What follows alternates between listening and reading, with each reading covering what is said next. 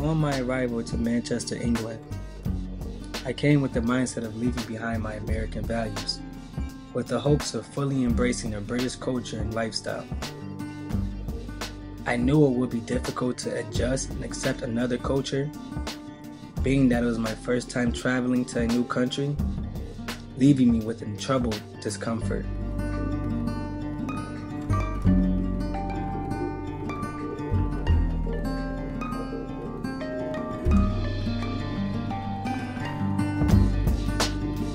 Situating my living accommodation and settling in, I thought it would be a good idea to travel to the city center of Manchester to acclimate myself with the culture.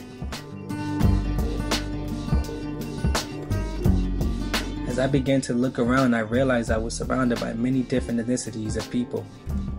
There were Asians, Indians, African, Caribbeans, Arabs, and British whites. This atmosphere was like a melting pot full of diversity. I thought to myself, so much for embracing one specific culture.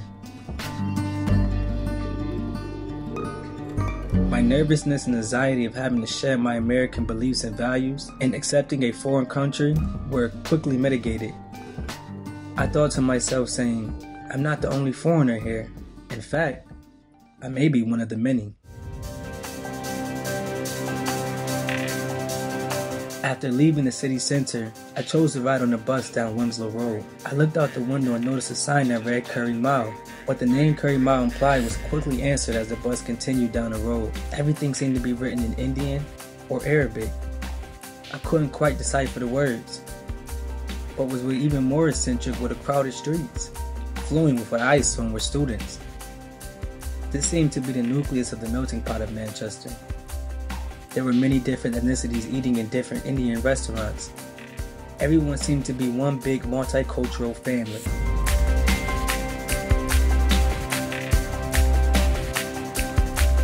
I no longer felt the pressure of not being myself in a foreign country.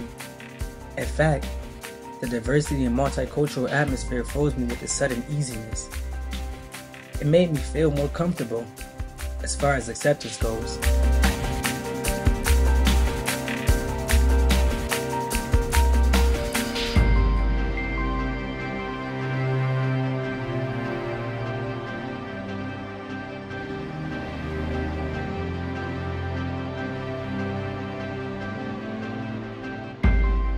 The diversity created by the many different ethnicities living in Manchester created a neutralizing setting, a place where foreigners can come and quickly join in on a masquerade of diversity, speak their language, and eat the food that they are accustomed to. I was so intrigued by this diversity that I wanted to explore its origin. I wanted to know the implications and what this diversity means to the overall cultural apparatus of Manchester.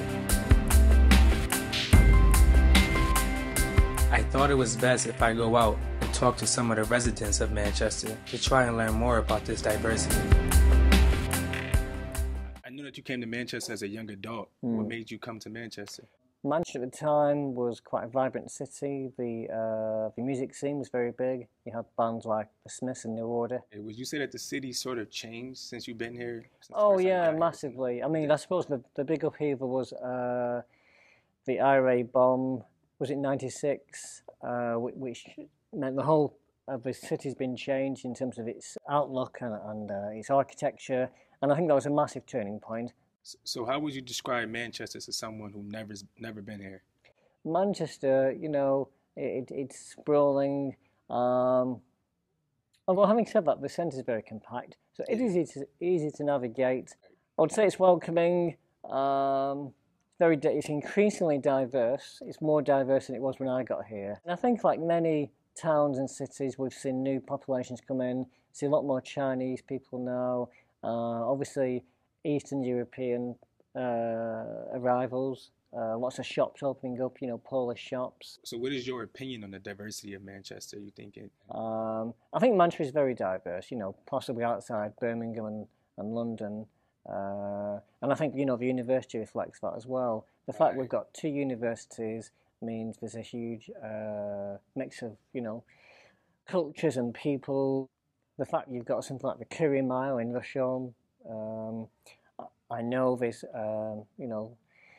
actually, and that's what I have noticed as well in the past 10 years, quite a lot of Somali people coming to Manchester, obviously taxi drivers. So in that sense, it's it has open arms, Okay. So would you say that the diversity creates segregation as well as integration? Like, do you notice a lot of? I think it can do. I think segregation is a very interesting topic, isn't it? Because human nature means when people go to somewhere new to live, they're trying to find people like themselves. So so obviously Eastern Europeans would tend to live with other Eastern Europeans, simply because language, culture, acceptance. It's just a lot easier, and it might take 2 or 3 generations to break that down. Yeah, see, I would say that. Do you think that Manchester is good at doing that, like having so much diversity and I think so. Ethnicities where you could always come and settle in somewhere where you can feel at home? Definitely. I think the one big factor you've got to think about is wealth and income. Because, of course, people tend to go where they can afford to live, as well as where other people like themselves are. So diversity and integration is much about, do you have the money to live in a nice place or with the white middle class people? So, but having said that, Manchester's got a lot of opportunities. Have you ran into any problems with the diversity in Manchester with so many different cultures, like just getting along and living in it? I think generally it's a very tolerant place. Personally, I've never experienced any problems. I've never experienced any resentments because of, I'm white. Interesting snippets is when recently, what I have seen is where I live, you get some Eastern Europeans going around the estates looking for recycled metal, and I had a fridge in my yard waiting, and people just came and took it without asking. And because, of course, for them it's value. Right. And there's a neighbour put his computer out in his front garden, and I'm not sure what he was going to do with it, but some guys just came along, and I was sat in my front lounge, and I saw them go in, take it, and go off. So that's interesting. That's something new. You can either see that as being very cheeky or very entrepreneurial. I went to school. There was only one Asian boy in my school. But my kids, they've grown up with, black, Asian, Chinese. Coming to Manchester is giving them that kind of window on the world.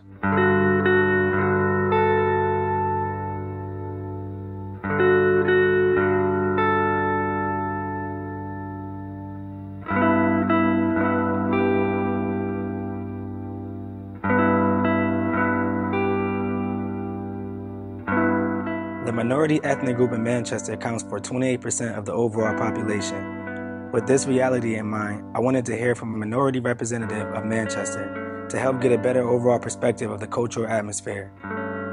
This will help me get a firm understanding of the different experiences and effects created by diversity on a specific cultural group.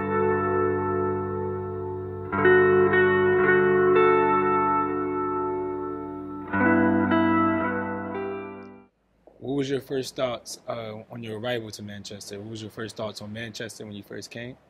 I was shocked. When I arrived to Piccadilly Station, I'd never seen such a dirty place in my life. Very old-fashioned, wimpy bar, drunken people sleep on the floor and so on. First I thought, God, I'm in third world country. I didn't believe that is part of Great Britain. But later on, when I arrived to the street of Manchester, the old building, history, and so on, I loved it so much, especially while I was at university. How would you describe the diversity? Diversity in Manchester is quite positive, because in one way, brought a lot of richness and culture to Manchester. At the same time, the Northwest has better sort of relation with different communities than people from the South, because historically they welcomed so many refugees from the past. Historically, Jewish people from Eastern Europe, from Europe during First World War, Second World War, and later on Caribbean people, after that Asian, and so on. Therefore, it was very, very easy to see how diversity is positively working in this city. Have you noticed any antagonism aroused by the diversity, specifically coming from the original Mancunians, like the original British? Has there been any conflicts between them and, let's say, some of the minorities around Manchester? It's always, when you have a bigger, large city like Manchester with 100 different languages and many different religions and races, sometimes a problem will happen. But the problem is not serious. Mm-hmm. It's come from the people which they don't understand the other people's culture and history. But I've never seen any hostility from the people which I have worked with them for many years.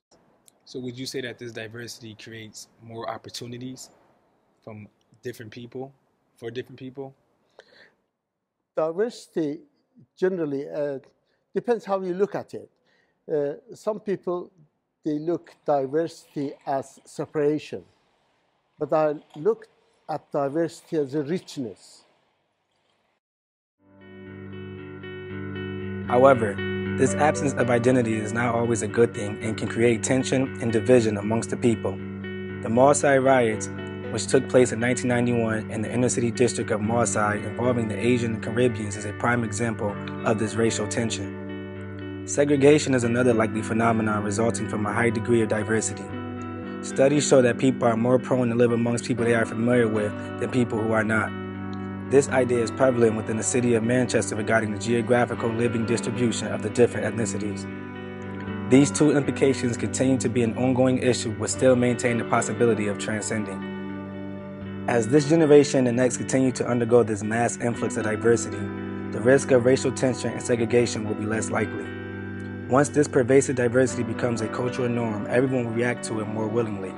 When this way of living becomes a way of life, only then will we be able to witness this wonderful social construction of diversity transcended into an omnipotent cultural manifestation of nothingness.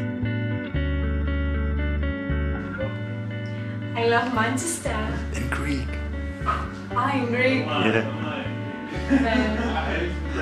Αγαπάω Manchester. J'adore Manchester.